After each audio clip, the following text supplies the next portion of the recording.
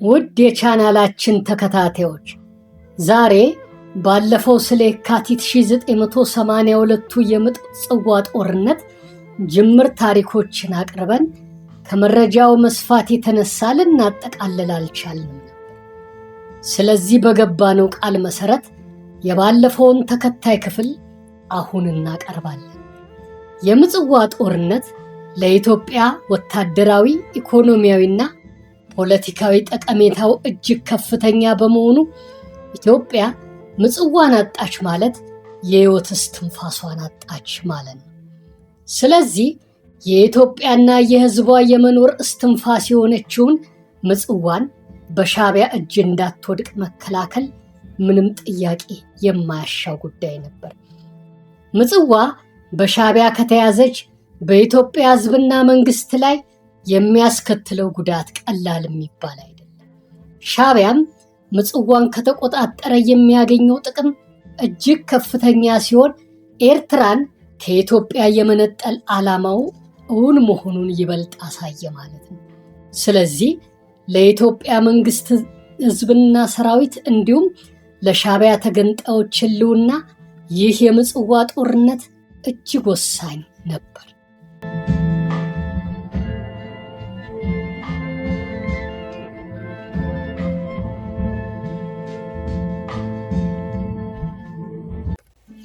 ውድ የቻናላችን ተከታታዮች ለዚህ ዶክመንተሪ ዝግጅት የሚረዱንን አብዛኛዎቹን መረጃዎች ያገኘነው በምጽዋ ጦርነት ተሳትፎ የነበረው 50 አለቃ ታደሰ ቴሌ ሳልቫኖ ካሳተመው አይ ምጽዋ ከተሰኘው መጽሐፍ ሲሆን ከማህበራዊ ድረገጽና ከሌሎች የመረጃ ምንጮች ያገኘናቸውን ጥቂት መረጃዎች ለዝግጅታችን እንደ ግብአትነት ተጠቅመንባቸዋል።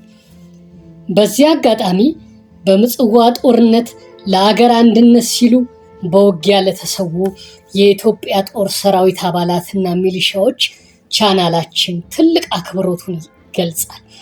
እግዚአብሔር ነፍሳቸውን በሰላም እንዲያሳርፈው ይመኛል።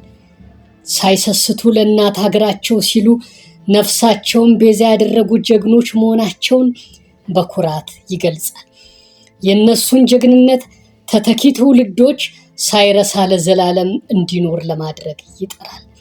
ከዚህ ጎን ለጎንም አይ ምጽዋ የተሰኘውን ታሪካዊ ኩነት የያዘውን መጽሐፍ ጽፎ ለአንባቢያን በማቅረብ ለትውልድ እንዲተላለፍ በማድረጉ 50 አለቃ ታደሰ ቴሌ ሳልቫኖን እጅግ በጣም አድርገን እናመሰግናለን። እኛ የቻናሉ አዘጋጆች ለሱ ያለንን አድናቆትና ከበሬታ በዚያ አጋጣሚ ለማቅረብ እንወዳለን።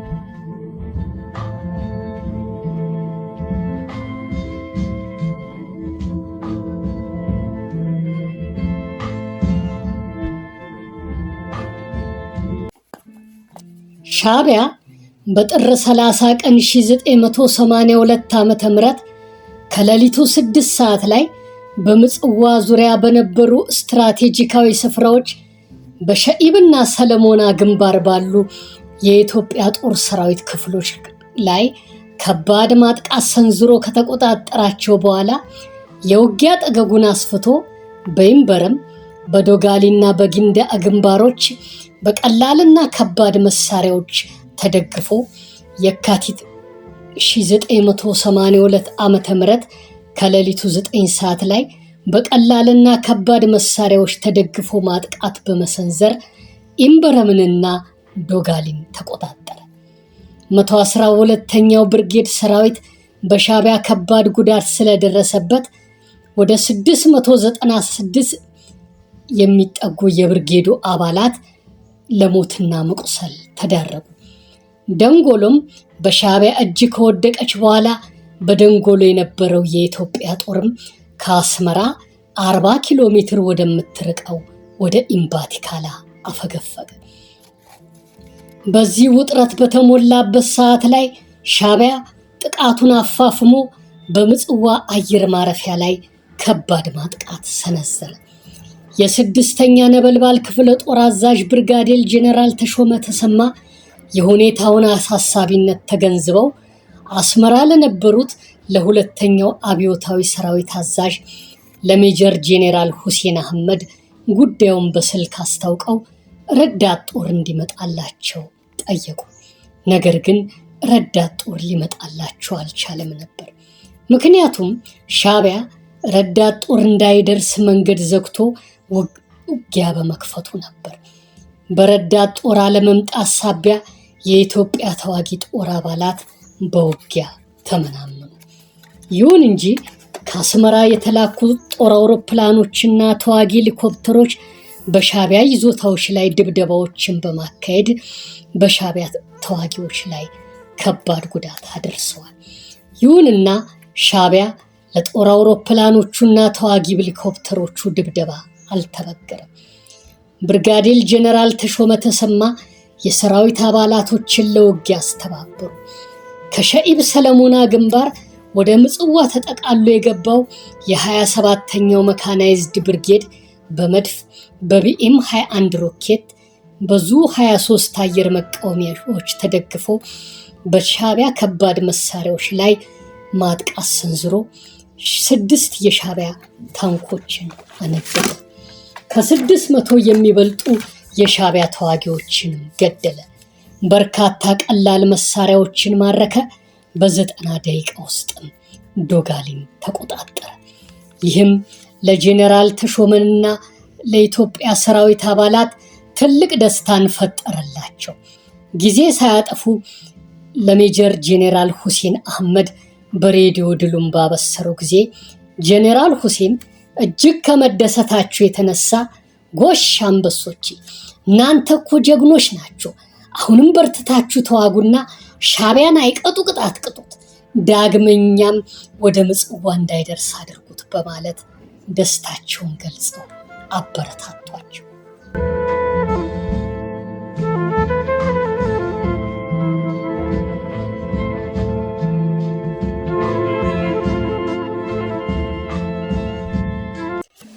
ነገር ግን ድሉ ያስገኘው ደስታ ብዙም ሳይዘልቅ ሻዕቢያ ከምሽቱ 1 ሰዓት አካባቢ ሲሆን በሜካናይዝድና ኮማንዶ ብርጌዶች ታጅቦ በመመለስ በ27ኛ መካናይዝድ ክፍለ ጦር ላይ ከባድ የመልሶ ማጥቃት ውጊያን ከፈተ። በዚህ ውጊያ ላይ ብዛት ያላቸው ታንኮችንና ብረት ለበስ ተሸካሚ ቢቲአሮችን አሰልፎ ነበር። ይህን የመጣውን የሻዕቢያን ኃይል የ27ኛ ሜካናይዝድ ብርጌድና የ3ኛ ሜካናይዝድ ክፍለ ጦር ታንከኛ ብርጌዶች አንድ ላይ ሆነው የሻዕቢያን ጥቃት ለመመከት ቢሞክሩም አልቻሉም። ሻዕቢያ በከባድ መሳሪያዎች አጠቃቀም ከኢትዮጵያ ጦር በልጦ ተገኘ። በመጋቢት 1980 በተደረገው የአፋቤት ጦርነት ሻዕቢያ ድል አድርጎ አፋቤትን ከመቆጣጠር ባሻገር በከተማዋ በሚገኝ በማደው እዝ ግምጃ ቤቶች ከባባድ መሳሪያዎችን ከናስተኳሽ ባለሙያዎች ማርኮ ስለነበር ከኢትዮጵያ መንግስታዊ ሰራዊት የሚበልጥ አቅም አግኝቶ በመደራጀት በኢትዮጵያ ጦር ላይ ከባድ ማጥቃት ሰንዝሮ መጠነ ሰፊ ጉዳቶችን ሊያደርስ ችሏል።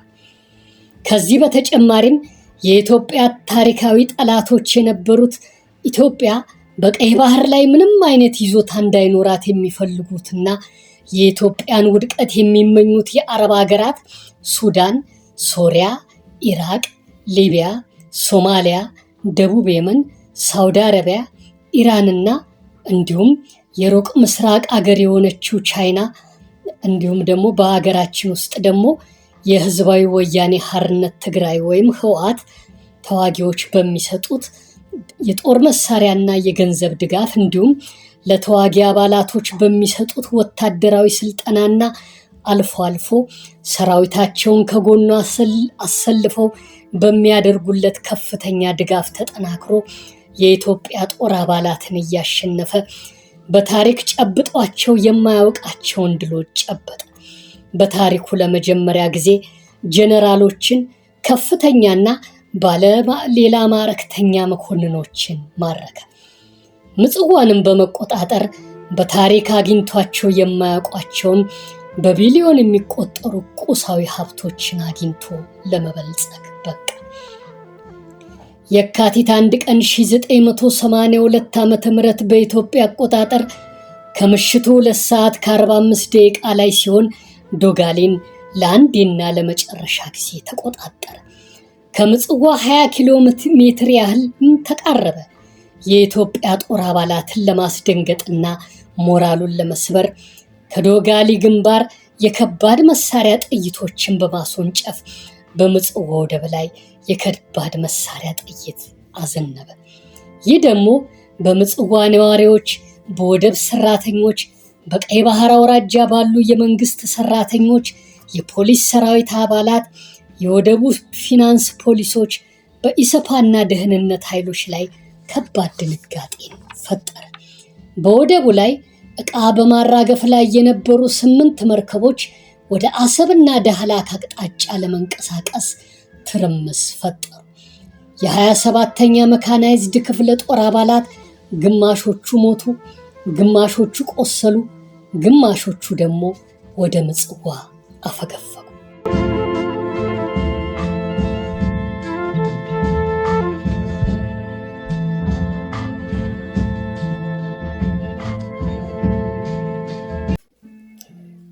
የካቲት 2 እና 3 ቀን 1983 ዓመተ ምህረት ምጽዋ ዙሪያዋን አሰፍስፎ ሊበላት በመጣ ጠላት ተከባ ከሻዕቢያ የሚሰነዘሩት የከባድ መሳሪያ ጥይቶች እንደ በረዶ እየወረዱ በመዝነብ እየተሰቃየች ሳለ አብዛኞቹ የኢትዮጵያ ጦር አዛዦች ከተማዋ በሻዕቢያ እጅ እንዳትወድቅ ከመከላከል ይልቅ የእጩ መኮንኖች ምረቃንና ባህር ኃይል የተመሰረተበትን 33ኛ ዓመት በዓል ለማክበር ሽር ጉድ ወደ ማለት በዋነኝነት ትኩረት ሊሰጠው ለሚገባው መከላከል ቅድመ ዝግጅት ከማድረግ ይልቅ እነሱ በዚያች ቀውጢ ሰዓት በውስኪ ለመራጨትና በስካር ዓለም ውስጥ ገብተው ለመናወዝ ነበር የፈለጉት።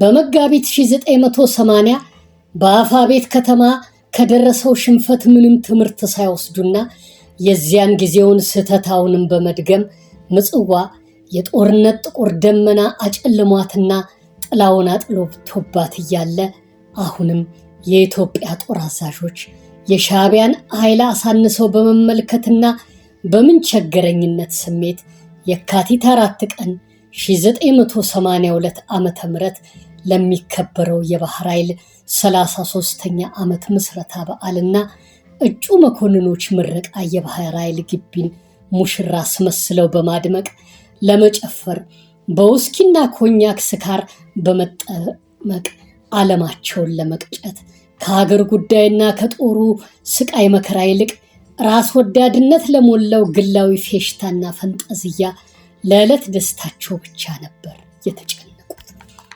ነገሩ እጅግ ድብና አርጎ ያበሳጫቸው ጄኔራል ተሾመ ተሰማ የባህር ኃይል ምጽዋ መደብና ኢትዮጵያ የተሰኘችው የጦር መርከብ አዛዥ ለነበሩት ኮሞዶር ፊሊጶስ ሻዕቢያ ከምጽዋ 50 ኪሎ ሜትር ርቆ እያለ እንደዚህ አይነት ፈንጠዝያ ተገቢ አይደለም፣ ይልቅስ ኃይላችንን አስተባብረን ምጽዋን መከላከል አለብን ብለው ቢለምኗቸውም ኮሞዶር ፊሊጶስ ግን አሁን ሻዕቢያ ፍርድሜ ትበላለች፣ አብዮታዊ ሰራዊቱም በጊንዳ ግንባር ሻዕቢያን እየጠራረገ ይገኛል፣ የአሁኑ ጥቃትም እንደው አልሞትኩም ለማለት ያህል ነው፣ እንኳን ምጽዋን ሊይዝ በዓይኑም አያያትም የሚል የቸልተኝነት መልስ ሰጡ።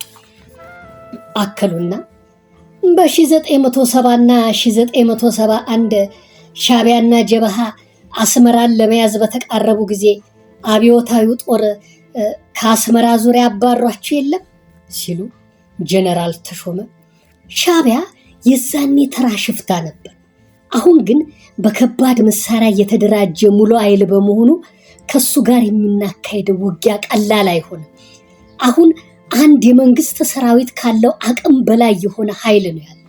ስለዚህ ሰራዊት አስተባብረን ምጽዋን ለመከላከል ውጊያ እናዘጋጅ ቢሏቸውም እሳቸው ግን ትኩረታቸው በሙሉ የግል ምቾታቸውና ዕለታዊ ተድላቸው ላይ ብቻ በመሆኑ የጄኔራል ተሾመን ምክርም ሆነ ሐሳብ ለመቀበል በጅ አላሉ። ለጉዳዩም ክብደት ባለመስጠታቸውና ምን ያመጣሉ በሚል የመዘናጋት ስሜት ከፊት ለፊታቸው የተጋረጠባቸውን አደጋና ሊበላቸው የመጣውን ጠላት ችላ ብለው እነሱም ተበልተው የምጽዋንና የኢትዮጵያን ጦር ሰራዊት አባላት በጨካኙ የሻዕቢያ ሰይፍ ለማስበላት በቁ።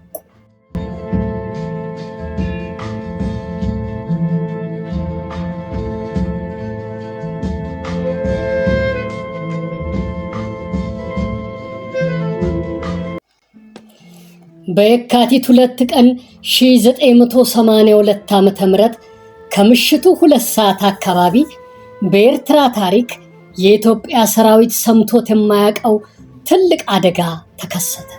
ሻዕቢያ በቀይ ባህር ሰሜናዊ መደብ ከኢትዮጵያ የባህር ኃይል ሰራዊት አባላት ላይ ጋር እጅግ ከባድ ውጊያ በመክፈቱ በኢትዮጵያ ሰራዊት አባላት ላይ ከባድ ድንጋጤን ፈጠረ። በዚህ ዕለት ከሌሊቱ 10 ሰዓት ላይ ሻዕቢያ በዶጋሊ በኢምበረምና በጊንዳ ግንባሮች እጅግ ፈጣንና መጠነ ሰፊ ጥቃቶችን አካሄደ። ምጽዋ በከባድና ቀላል መሳሪያ ጫጫታ ተናጠች፣ በባሩድ ሽታ ታጠነች፣ በተኩስ ሩምታ ተለበለበች። የኢትዮጵያ ጦር ሰራዊት አባላት ምጽዋን ከሻዕቢያ ለማዳን ሲሉ በጄኔራል ተሾመ ተሰማ አስተባባሪነት በቆራጥነትና በልበ ሙሉነት ተፋለሙ። በ6ኛ ነበልባል ክፍለ ጦር ውስጥ ያሉት የ505ኛና 80ኛ ሚሊሻ ብርጌዶች፣ የ21ኛና 33ኛ እግረኛ ብርጌዶች፣ የ27ኛ ሜካናይዝድ ብርጌድ፣ የ29ኛ ዘርአይ ደረሰ ሜካናይዝድ ብርጌድ፣ የ6ኛ ክፍለ ጦር ልዩ ልዩ ብርጌዶች፣ ሞተራይዝድ መድፈኛ፣ የአየር መቃወሚያ ሻለቆች፣ የቃኝ የማመላለሻና የድጋፍ ሰጪ ሻምበሎችና የክፍለ ጦሩ ሰራዊት አባላት በሙሉ ወደ ውጊያ ገቡ። በብርጋዴር ጄኔራል አሊ ሀጂ የሚመራው የ3ኛው ሜካናይዝድ ብርጌድ ከ6ኛ ክፍለ ጦር ጋር ተቀናጅቶ ተፋለመ። በየካቲት 3 ቀን 1982 ጭጋጋማ ጠዋት ምጽዋ በጥያቄ ምልክት ውስጥ ወደቀች። ሻዕቢያ የመድፍና ቢኤም ጥይቶችን በኢትዮጵያ ሰራዊት በምጽዋ ሆስፒታል፣ በባህር ኃይል መደብ ወይም ቤዝ፣ በምጽዋ ዓለም አቀፍ ወደብ፣ በምጽዋ ቤተ መንግስትና በ6ኛ ክፍለ ጦር ቀዳሚ መምሪያ ላይ አዘነበ። በአንድ ደቂቃ ውስጥ ብቻ ከ15 እስከ 20 የሚደርሱ የከባድ መሳሪያ ጥይቶችን ሻዕቢያ በምጽዋ ላይ ደጋግሞ ተኮሰ። በዚህ የተነሳ ባለ 3 ፎቅ የሆነው ግዙፉ የምጽዋ ሆስፒታል ክፉኛ ተጎድቶ ፈራረሰ። በሆስፒታሉ የነበሩት ሲቪል ህሙማንና የጦር ቁስለኞች ሆስፒታሉ ላይ በደረሰው ቃጠሎ ምክንያት ሞቱ። ሆስፒታሉ ላይ ከ80 የማያንሱ ጥይቶች በማረፊያቸው ሆስፒታሉ ሙሉ ለሙሉ ፈራርሶ ወደመ። አብዮታዊ ሰራዊትም ከሻዕቢያ ጋር ባደረጋቸው ፍልሚያዎች ሳቢያ ተዳከመ። ብርጋዴር ጄኔራል ተሾመ ተሰማ በሚገኙበት 6ኛ ክፍለ ጦር ማዘዣ ጣቢያ ላይ የከባድ መሳሪያ ጥይት እንደ ዶፍ ወርዶበት ሙሉ ለሙሉ ጋየ። የካቲት 3 ቀን 1982 ዓ.ም ጄኔራል ተሾመ ከጠዋቱ 2 ሰዓት ከ15 ደቂቃ ሲሆን ማዘዣ ጣቢያቸውን ሙሉ ለሙሉ ለቀው ወጡ።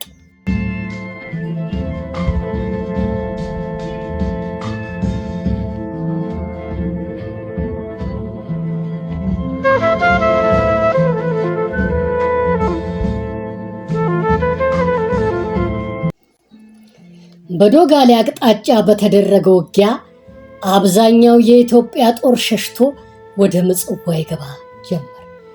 የ3ኛ ክፍለ ጦር ታንከኛ ብርጌድ፣ የ6ኛ ክፍለ ጦር ታንከኛና አየር መቃወሚያ ሻለቆች ከሻዕቢያ ጋር የሞት ሽረት ፍልሚያዎችን አካሄዱ። በዚህ ውጊያ ከኢትዮጵያ ሰራዊቶች በኩል 90 ከሻዕቢያ በኩል ደግሞ 47 ታንኮች ተሰልፈው ተጋጥመዋል። በዚህ ፍልሚያ 16 የኢትዮጵያ ሰራዊት ታንኮች ጋዩ፣ 9ኙ ነደዱ። 3 ተዋጊ ጄቶችና 4 ተዋጊ ሄሊኮፕተሮች እየተፈራረቁ በሻዕቢያ ላይ የቦምብ ናዳዎችን አወረዱ። ይሁን እንጂ ሻዕቢያ ለአየር ድብደባው ሳይበገር ከ2 ብርጌድ የሚበልጡ ኃይሎችን ከዶጋሊ በማስመጣት ወደ ውጊያ አሰማርቶ ቀጠልና ወደ ምጽዋ ተጠግቶ ፎርቶ የተሰኘውን ማዘዣ ጣቢያና ምሽግ ተቆጣጠረ። ከዚያም በፎርቶ ላይ ባለ 50 ካሊበር ከባድ መትረየስ ጠምዶ ወደ አማቴሪ ሲጓዙ በነበሩት የኢትዮጵያ ሰራዊት አባላት ላይ ከባድ ጉዳት አደረሰ። ቁጥራቸው በውል ባልታወቁት ሰራዊት አባላት ላይም ከባድ ጉዳት አደረሰ። በምጽዋ አካባቢ በሚገኝ በዚህ ገላጣ ሜዳ ላይ ሻዕቢያ ባወረደው የተኩስ እሩምታ ከ163 የሚበልጡ ሞተው ከ160 ያላነሱት ደግሞ ቆስለዋል። ከሻዕቢያ በኩል ደግሞ በግምት ከ120 ያላነሱ ተዋጊዎች ሲሞቱ ከ130 ያላነሱት ደግሞ ቆስለዋል። የኢትዮጵያ የጦር ጄቶችና ሄሊኮፕተሮች ባደረጉት ድብደባና የጦር አባላቱም ለመከላከል ባደረጉት ፍልሚያ በሻዕቢያ ላይ ይህን የመሰለ ከባድ ጉዳት ደርሷል። የካቲት 3 ቀን 1982 ዓ.ም ሻዕቢያ ኃይለኛና ከባድ ውጊያ ያደረገባት ቀን ነች። ውጊያው በሀያላን ሀገሮች መካከል የሚደረግ እንጂ የእርስ በርስ ጦርነትን አይመስልም ነበር። በዚሁ ቀን ከጠዋቱ 2 ሰዓት እስከ ጠዋቱ 3 ሰዓት ከ30 ደቂቃ በተካሄደ ከባድ ውጊያ እስከ ዛሬ በሰሜን ኢትዮጵያ ከተካሄዱት ውጊያዎች ሁሉ እጅግ ከባዱና አስፈሪ መሆኑ ይነገርለታል። በዚህ ዕለት በተካሄደ ከባድ ውጊያ ከኢትዮጵያ ሰራዊት በኩል በግምት 932 የሚሆኑ ሲሞቱ ከ1046 በላይ ቆስለዋል። ከ116 ያላነሱት በሻዕቢያ ተማርከዋል። ከሻዕቢያ በኩል ደግሞ በግምት 1146 የሚያክሉት ሞተው ከ800 የሚበልጡት ቆስለዋል። 12 የሚሆኑት ደግሞ ተማርከዋል። ነገር ግን እነዚህ 12ቱ የሻዕቢያ ምርኮኞች አጸያፊ ስድብ እየተሳደቡና በተቆጣጠሯቸው ወይም በማረኳቸው ጦር አባላቶች ላይ ምራቅ እየተፉ በማስቸገራቸው በ3ኛ ሜካናይዝድ ክፍለ ጦር ምክትል አዛዥ ኮሎኔል በላይ አስጨናቂ ትዕዛዝ ከምጽዋ አየር ማረፊያ በስተሰሜን 200 ሜትር ርቆ ባለ የጽድ ዛፍ ስር ተረሸ።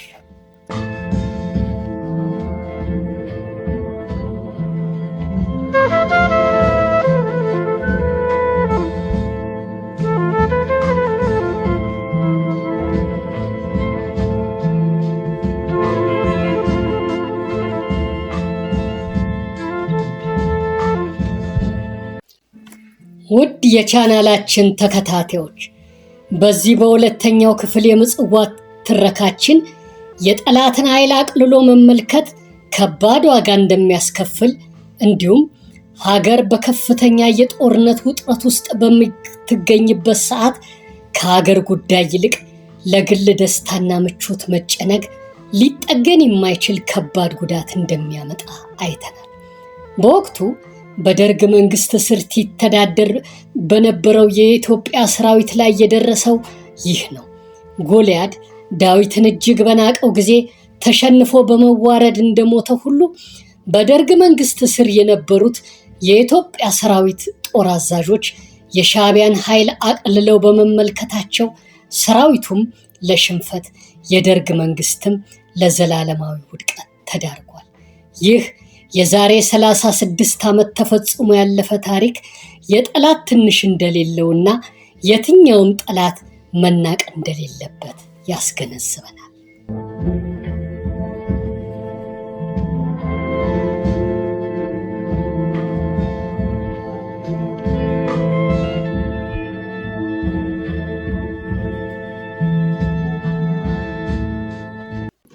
ውድ የቻናላችን ተከታታዮች ይሄ ከጥር 30 እስከ የካቲት 9 ቀን 1982 ለ10 ቀናት የተካሄደው የምጽዋ ጦርነት በጣም ሰፊና ዝርዝር መረጃዎችን በመያዙ በአንድ የቪዲዮ ትረካ ልንጨርሰው ስላልቻልን እየከፋፈልን ለማቅረብ ተገደናል። ለዚህ ደግሞ መላውን የቻናላችንን ተከታታዮች፣ ተመልካቾችና አድማጮች በቻናሉ ስም ይቅርታ እንጠይቃለን። የዚህን ትረካ ቀጣይ ክፍል በቀጣይ ቪዲዮ እንደምናቀርብ ቃል እንገባለን።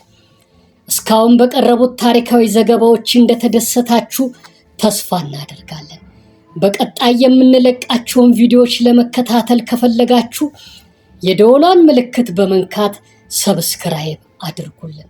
በተለይ ላይቭ ለመግባትና ለእናንተ በቀጥታ ትረካችንን በላይቭ ለማቅረብ 50 ሰብስክራይበር እና እንዲሁም 1000 ሰብስክራይበር ስለሚያስፈልገንና ለዚህም የእናንተ እገዛ ወሳኝ ስለሆነ 1000 ሰብስክራይበር እንዲደርስ ትተባበሩን ዘንድ በትህትና እንጠይቃለን። ላይክም አድርጉልን፣ ሼር እያደረጋችሁም ለሌሎች አዳርሱልን። እስካሁን 1 ኮሜንት ብቻ ነው የተሰጠን። እናንተ የምትሰጡን ሀሳቦችና አስተያየቶች ለቻናላችን እድገት ወሳኝ በመሆኑ ይህም ብትጨምሩ፣ ይህም ብትቀንሱ፣ ይህም ብታስተካክሉ፣ ይህም ብታቀርቡ እያላችሁ በኮሜንት መስጫ ቦታ ላይ ሀሳብ አስተያየታችሁን ስጡ እባካችሁ። ፈጣሪ ኢትዮጵያና ሕዝቦቿን ይባርክ። ኢትዮጵያ ለዘለዓለም ትኑር። የእናንተ የቻናላችን ተከታዮች ሰላማችሁ ሁልጊዜ ይብዛልን። እስካሁን ቆይታችሁ ስላዳመጣችሁንና ስለተመለከታችሁን እጅግ በጣም አድርገን እናመሰግናለን። እግዚአብሔር ይባርካችሁ። በቀጣይ ቪዲዮም እስከምንገናኝ ሰላም ሁኑልን።